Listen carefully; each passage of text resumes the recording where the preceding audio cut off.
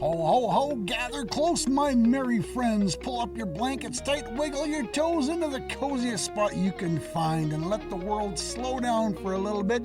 Tonight's story is about books, imagination, kindness, and one very unusual surprise.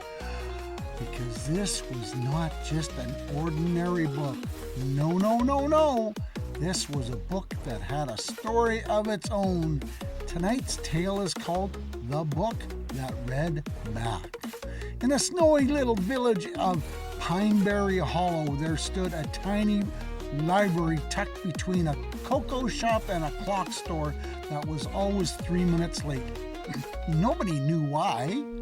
The librarian, Miss Brumblewick, claimed the clocks were thinking deeply.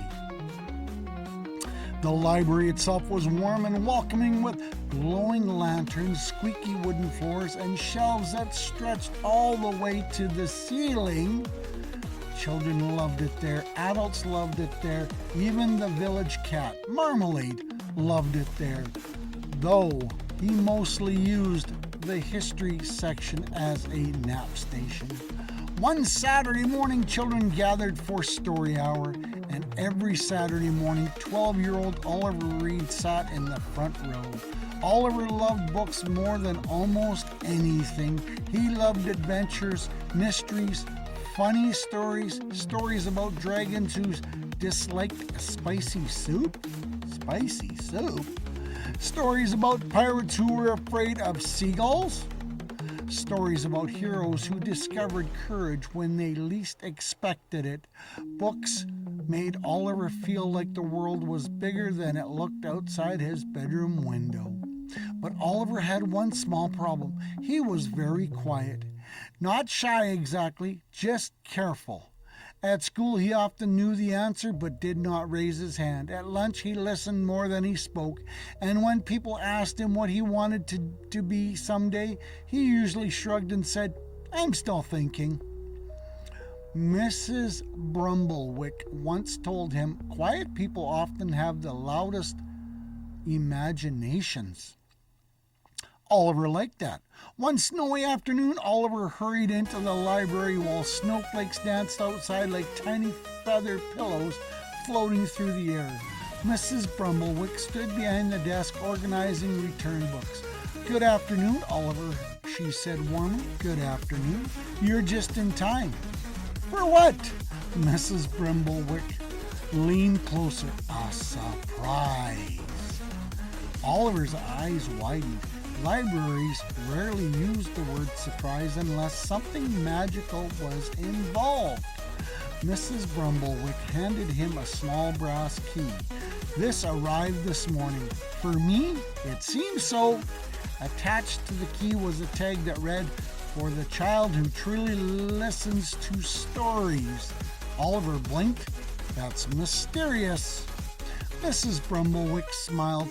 "Libraries are full of mysterious things. Last week I found a sandwich inside a poetry book." "That's not mysterious," Oliver said. "That's lunch with poor planning." Mrs. Brumblewick laughed. "Come with me."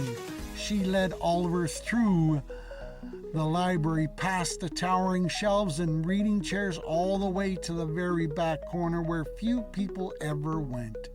There stood a narrow wooden door. Oliver had never noticed it before. Mrs. Brumblewick pointed to the lock. "Try the key." Oliver slid the brass key into the lock. Click! The door creaked open. Inside was a tiny round room filled with old books, glowing lanterns, and a floating dust sparkles that looked almost magical. In the center stood a single pedestal, and on the pedestal rested a thick blue book with silver edges. The book read, "The Book That Read Back." Oliver stared. "That's the title?" Mrs. Brumblewick nodded slowly. "Some books tell stories," she said. "This one listens too." Oliver looked unsure. "That sounds impossible." Mrs. Brumblewick smiled. "So does snow falling from clouds until you really think about it." Oliver carefully picked up the book. It felt warm, not hot, just warm, like it had been sitting near a fireplace. Can I open it? That, Mrs. Brumblewick, is usually how books work.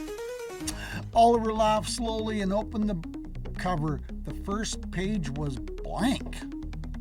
Then words slowly appeared across the paper. Hello, Oliver, read. Oliver nearly dropped the book. The book changed again. Please hold on to me. Falling is embarrassing. Oliver grabbed the book tighter. You can write? The ink swirled. You can talk. We all have talents. Oliver stared, then he laughed. A real laugh, not the quite polite kind. The surprise kind that jumps out before you can stop it. This is incredible. The words shimmered. Thank you. I moisturized. Oliver sat cross-legged on the floor, and Mrs. Brumblewick smiled knowingly from the doorway. I'll leave you two to meet properly. And with that, she quietly closed the door. Oliver looked back at the door. So you can really talk? Technically, I write. Talking would smudge the pages. Oliver grinned. What are you? A listening book? I read stories and readers. That's complicated. It is. I once gave a headache to a dictionary. Oliver laughed again. The book's pages turned by themselves. Now then, Oliver, read. What kind of story do you like best? Oliver thought for a moment. Adventure stories. The page glowed. Interesting. You enjoy brave characters. Well, yes. Do you think you are brave? Oliver blinked. I don't know. The pages stayed still for a moment, then. We may need several chapters for this conversation. For the next hour, Oliver talked with the book, or rather the book asked questions and occasionally made jokes that were surprisingly good for an object made of paper. Oliver told it about school, about loving stories, about wanting to speak up but never quite finding the courage. The book listened carefully, and then it wrote, You know, most heroes begin their stories unsure of themselves. Oliver smiled. I guess that's true. Imagine if every hero started by saying, I have complete confidence and excellent hair. Stories would be terrible boring. Oliver laughed so hard he snorted a little. The book pages fluttered proudly. Ah, yes, genuine laughter, a wonderful sound. As evening approached, Oliver carefully closed the book. Can I come back tomorrow? The silver letters appeared slowly. I certainly hope so. It's getting very lonely staring at one wall. The next day, Oliver returned after school, and the day after that, soon visiting the listening book became his favorite part of the week. Sometimes the book told stories about hidden kingdoms, talking snowflakes, and the adventurous squirrels who believed acorns were treasure maps. But more often, the book asked Oliver questions. Questions nobody else really asked. What makes you happiest? Drawing? Why don't you show people your drawings?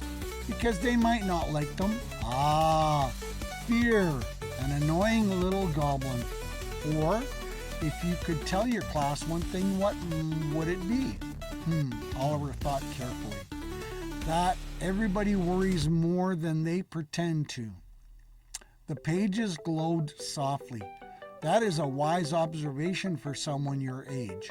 One afternoon, Oliver brought his sketchbook. The book seemed delighted. Finally, visual aids! Oliver flipped through the pages nervously. There was drawings of forests, castles, strange creatures, and funny little cartoon villages. One drawing showed a turtle wearing roller skates. The book paused on that one. I have questions. He's fast, Oliver explained. Clearly. Another drawing showed a boy standing at the edge of a cliff looking towards a glowing city. The book lingered there longer. You drew this boy carefully, Oliver nodded. I think he wants to go forward, but he's scared. The page shimmered. Do you think he eventually steps forward? Oliver looked at the drawing quietly. I hope so. And the book turned one page very gently. Sometimes hope is the beginning of courage. Now, my dear friends, something important was happening. Without realizing it, Oliver was beginning to change little by little, like sunrise slowly filling the sky. At school, he raised his hand once during a science class, only halfway, but still. During lunch, he told Willa and Marcus one of the book jokes. What do you call a sleepy dragon? He asked. Marcus shrugged. A napkin. Willa groaned loudly. That was terrible. Thank you, said Oliver proudly, and for the first time in a long time he felt himself relaxing around other people. One snowy Thursday afternoon, Mrs. Weaver, Oliver's teacher, made an announcement. Next week, she said, our class will present original stories at the Winter Creativity Festival. The class buzzed with excitement. We can write stories, asked Willa, or poems, said Marcus, or interpretive dance, said Benny from the back. Mrs. Weaver looked cautious. Let's stay flexible. Oliver's stomach twisted. A story presentation meant standing in front of everybody, talking, reading out loud. His heart immediately began planning an escape route. That evening, Oliver sat with his listening book in the hiding room, in the hidden library room. I can't do it, he said. The pages flipped. Interesting. What? You said the same thing about speaking in class, and then you did. That was different. Was it? Oliver frowned. What if I mess up? The silver letters appeared slowly. What if you shine? Oliver looked away. I'm not that confident, kids. The book paused and then wrote, Oliver, confidence is not something people are born carrying around like extra socks. Oliver laughed softly. Confidence grows each time we try something difficult. The pages turned slowly. Besides, stories are meant to be shared. Imagine if birds refused to sing because they worried about reviews. That would be strange. Exactly. The forest would be very quiet and dramatically less cheerful. Oliver leaned back against the wall. What if people laugh?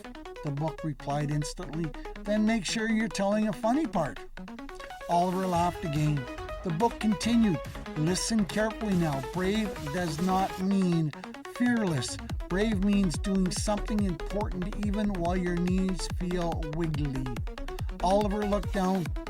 My knees do get wiggly. Excellent. That means you're preparing for courage. Over the next few days, Oliver worked on his story. He wrote about a tiny lantern keeper who believed his light was too small to matter, until one stormy night helped him discover otherwise. The listening book helped him revise, sometimes kindly, sometimes honestly. The sentence is lovely. This sentence, however, wandered off and forgot where it was doing. Or, excellent ending, I nearly cried ink. By the night before the festival, Oliver was still nervous, very nervous. The next day, the school auditorium filled with families, cocoa cups, scarves, and excited chatter. Students took turns presenting. Willa read a funny poem about a goose who stole pancakes. Marcus performed a magic trick involving disappearing marshmallows. Benny attempted interpreted dance. Nobody fully understood it, but they applauded politely. Then Mrs. Weaver smiled towards Oliver. And now Oliver read. Oliver stood slowly. His hands shook a little. His knees definitely wiggled. He stepped to the front holding his papers. For 1 second he wanted to run away. Then he remembered the listening book. Brave means doing something important even when your knees feel wiggly. Oliver took a breath and began reading. At first his voice was quiet, but as the story continued, something wonderful happened. The room listened, really listened. People leaned forward, children smiled, adults nodded softly. When Oliver reached the funny parts, people laughed. When he reached the emotional ending, the room grew beautifully still. And when he finished, the audience burst into applause. Real applause, warm applause. The kind that wraps around you like a blanket. Oliver looked out at the crowd in amazement. Mrs. Weaver smiled proudly. Willa gave him 2 thumbs up. Marcus whispered loudly, "That was awesome!" And somewhere deep inside Oliver, something opened. Not loudly, not dramatically, but truly. That evening, Oliver rushed to the hidden library room. I did it! I did it!" he said breathlessly. The book's pages flipped excitedly. "I know, Mrs. Brunswick already told me. She was so proud she alphabeticalized the shelf twice." Oliver laughed.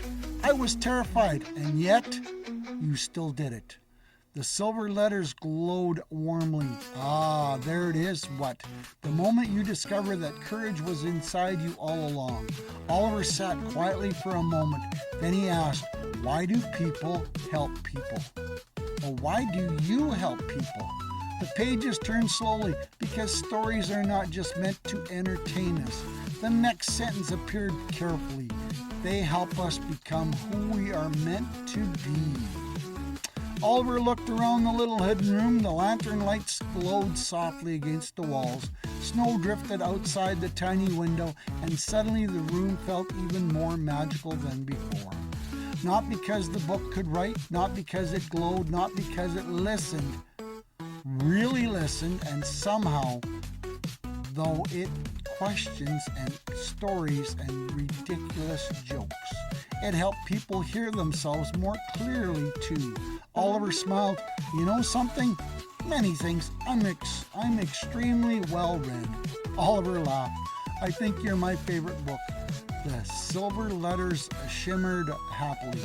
Please do not tell the dictionaries. They are very competitive. From that day on, Oliver visited often, not because he needed courage anymore. Well, not because of that, but because he discovered something important. Stories were not just adventures on paper. They were mirrors, windows, lanterns. Sometimes they showed us who we really were, and sometimes they helped us become brave enough to grow into something new. And deep in the hidden room of Pineberry Hollow Library, the listening book waited patiently for its next reader, ready to listen, ready to encourage, ready with terrible jokes and surprisingly wise advice. Because every child had a story inside them worth hearing, and every once in a while, the right story reads us back. Here's the moral of the story. Stories have the power to help us discover courage, kindness, creativity, and confidence within ourselves. Sometimes we feel unsure, nervous, and afraid to share our voice. But growth happens when we take small, brave steps forward anyway. True courage does not mean never feeling scared. It means believing that what we have to share matters. When we listen carefully to others and to ourselves, we begin to understand that every person carries a unique story worth telling. Wasn't that awesome, boys and girls, mums and dads? Do you have a story to tell? Santa would love to listen. Come back again tomorrow for another amazing tale during Storytime by Santa. Ho, ho, ho. Santa loves you.